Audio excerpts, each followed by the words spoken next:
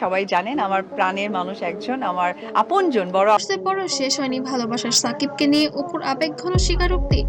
বিচ্ছেদ হয়েছে কাগজে কলমে, সম্পর্ক শেষ, কিন্তু হৃদয়ের সম্পর্ক কি এতই সহজ হয়?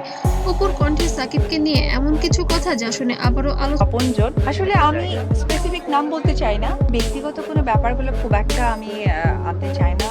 আলোচনায় পুরনো প্রেম। কি বলছেন তিনি? সেটা কি শুধুই সম্মান, নাকি এখনো রয়েছে ভালোবাসার অনুভূতি?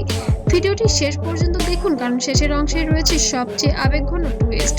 একটা সময় ছিল সিনেমা মানেই সাকিব খান ও অপু বিশ্বাসের জুটি, পর্দায় তাদের রসায়ন ছিল দর্শকের কাছে স্বপ্নের মতো। বাস্তব জীবনেও যখন সম্পর্কের কথা প্রকাশ্যে আসে, ভক্তরা ভেবেছিল এ যেন রূপকথার গল্প। কিন্তু সময় বদলেছে, সম্পর্কে এসেছে দূরত্ব এবং সাকিব আর আমরা একটা পারিবারিক সম্পর্কে আছি। অনেকটাই টানটান বিষয়। আইনগতভাবে হয়েছে বিচ্ছেদ।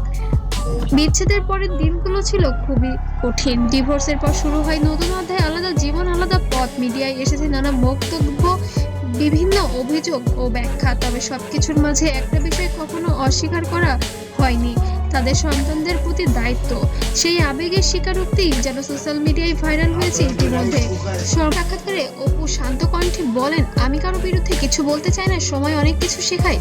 তিনি আরো ইঙ্গিত দেন, মানুষ হিসেবে আমি তাকে সম্মান করি। এই কথাগুলোই তখন ভাইরাল, কারণ তার কণ্ঠে সুতরাং পারিবারিক সম্পর্ক ব্যাপারটা এক্সপ্লেন করতে গেলে আমার ব্যক্তি জীবনে ছিল না রাগ, ছিল না তীব্রতা, ছিল এক ধরনের পরিণত আবেগ।